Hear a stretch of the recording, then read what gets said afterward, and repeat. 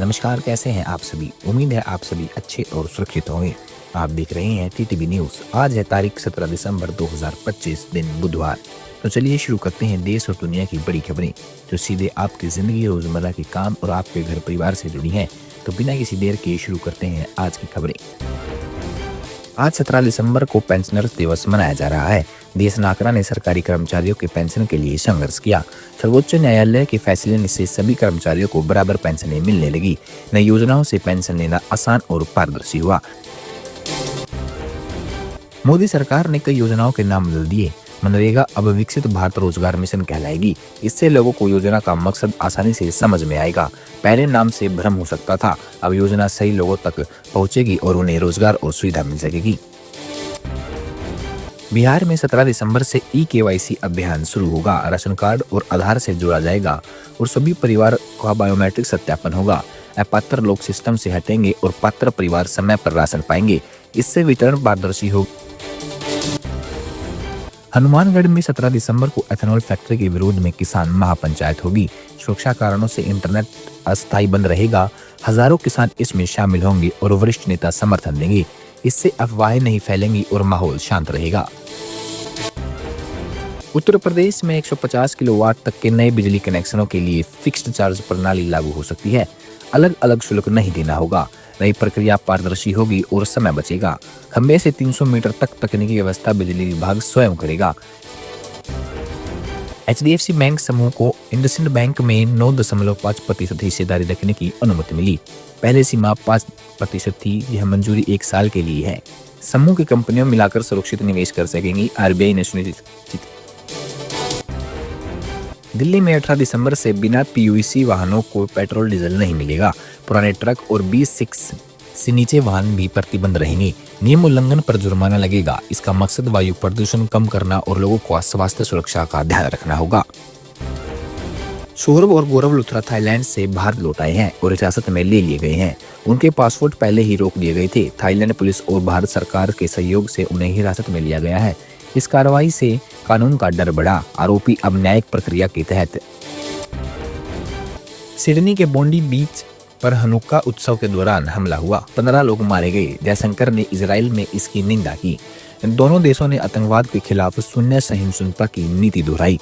इससे भारत और इजराइल की दोस्ती मजबूत होगी। रेलवे बोर्ड ने खराब मालगाड़ी डिब्बों के लिए जिम्मेदारी अधिकारियों के खिलाफ कार्रवाई शुरू की। 900 डिब्बों की जांच और सुधार शुरू हुआ। डिब्बों के घटक सीमा से बाहर पाए गए हैं। मरम्मत संभव न होने पर डिब्बों को कंपनी को लौटाया जाएगा। लियोनेल मेसी ने गुजरात के वनतारा वन्यजीव केंद्र का दौरा किया। उन्होंने हाथी, शेर और अन्य जानवरों को खाना खिलाया और खेला। मेसी ने भारतीय परिधान पहनकर महार आरती में भी भाग लिया। यह संदेश देता है कि खेल और प्रकृति का सम्मान जरूरी है। पश्चिम बंगाल में पाकिस्तानी नागरिक फर्जी पहचान से रह रहा था। उसने बांग्लादेशी लोगों को जाली दस्तावेज बनवाकर भारतीय पहचान दिलाई। 300 से 400 पासपोर्ट मामले सामने आए हैं। गिरफ्तारी और जांच से देश की सुरक्षा मजबूत होगी। दिल्ली में कोहरे की वजह से 131 उड़ानें रद्द हुई। 52 प्रस्थान और 80 आगमन उड़ानें प्रभावित हुई। कम दृश्यता के कारण पायलट सुरक्षित उड़ान नहीं भर पाए। इंडिगो ने 113 उड़ानें अपने नेटवर्क से रद्द की। कर्नाटक के मुख्यमंत्री सिद्धारमैया ने कहा, जब तक कांग्रेस हाई कमान चाहेगी वह CM रहेंगे। सत्ता में 5 साल का जनादेश मिला है। विवाद के बीच उन्होंने आश्वासन दिया कि किसी क्षेत्र के किसानों के साथ भेदभाव नहीं होगा। मुंबई में BMC चुनाव के लिए भाजपा ने 150 से ज्यादा सीटें जीतने का लक्ष्य रखा। वरिष्ठ नेता आशीष शेलार ने कहा, चुनाव के बाद मुंबई को मराठी मेयर मिलेगा। यह शहर में राजनीतिक संतुलन बदलने की कोशिश है। जनता की पसंद है अनुसार शहर। कांग्रेस ने VBG रामजी बिल के खिलाफ देश भर में विरोध प्रदर्शन की घोषणा की है। यह बिल मनरेगा को बदलता है।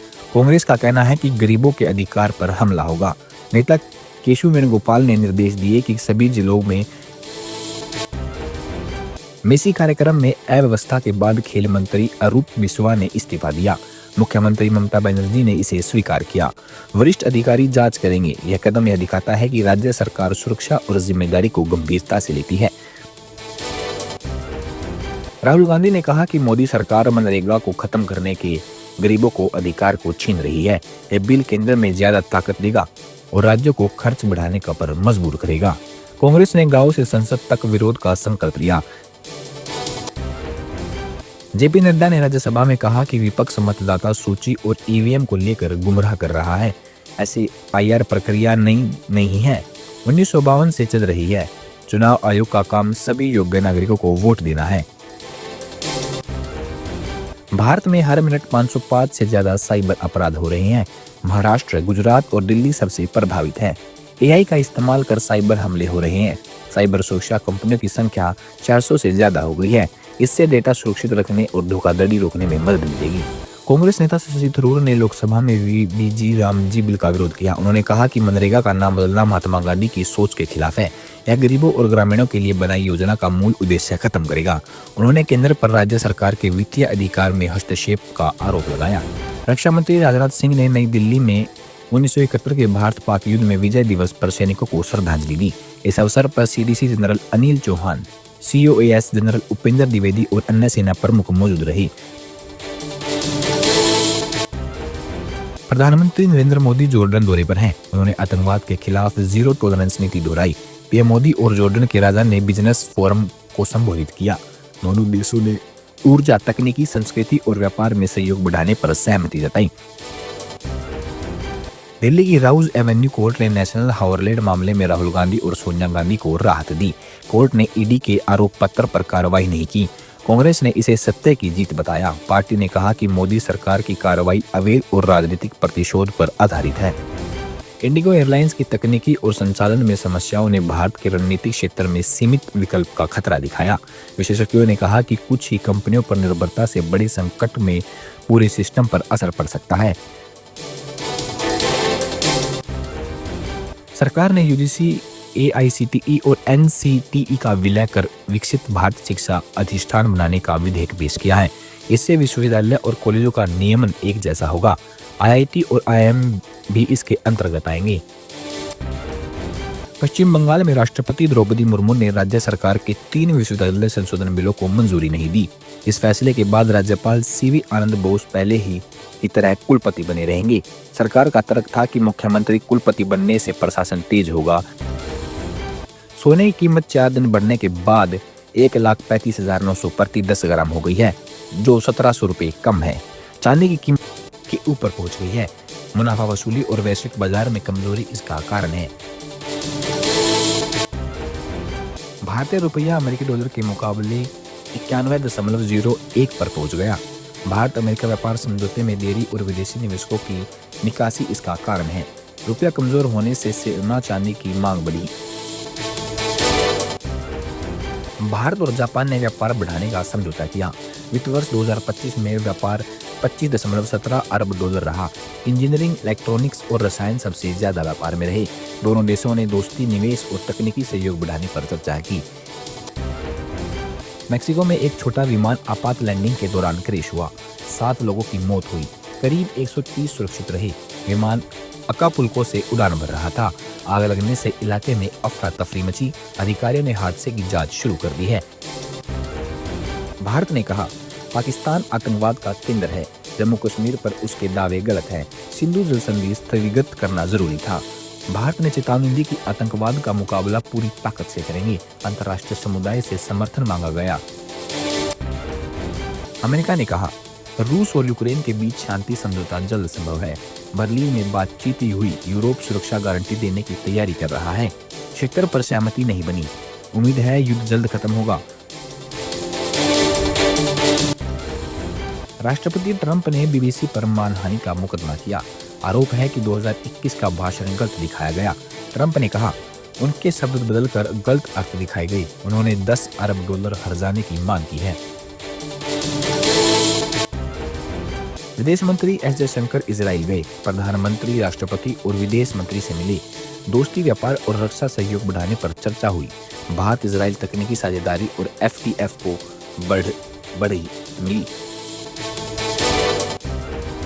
पीएम मोदी इथोपिया पहुंचे और सर्वोच्च सम्मान मिला। इथोपिया पीएम अबी अहमद से मुलाकात हुई। दोस्ती और निवेश बढ़ाने पर चर्चा हुई। छात्रवृत्ति दोगुनी करने का फैसला लिया गया। 615 से ज्यादा भारतीय कंपनियां इथोपिया में निवेश कर रही हैं। मथुरा में एक्सप्रेसवे पर कार और बस टकराई। आग लगने से 13 लोगों की मौत हुई और सैकड़ों घायल।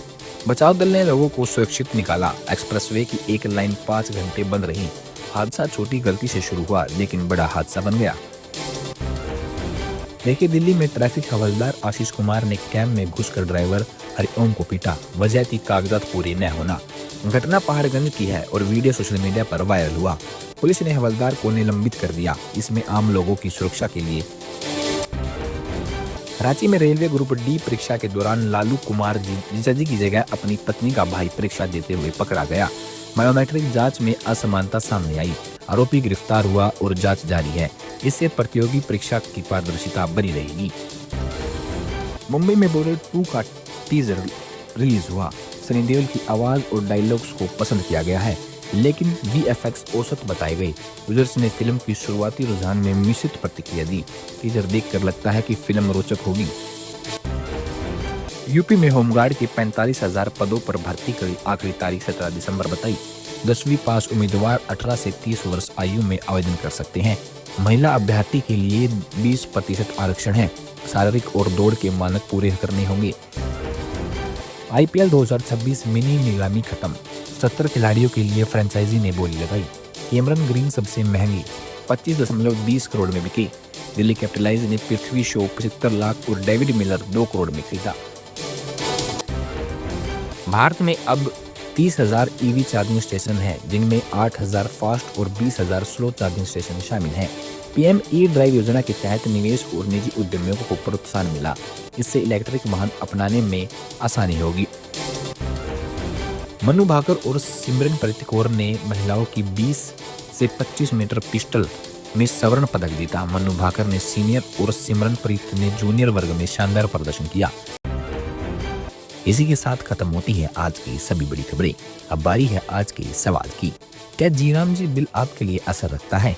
आज की खबरों में सबसे महत्वपूर्ण आपको कौन सी खबर लगी? वीडियो अच्छा लगा हो तो लाइक और शेयर जरूर करें। ATV न्यूज़ को सब्सक्राइब करें और बेल आइकन दबाएं ताकि बड़ी खबरें आप तक सबसे पहले पहुंचे। ख्याल रखिए अपना और अपने परिवार का। मिलते हैं अगले अपडेट में। तब तक के लिए जय हिंद, जय भारत।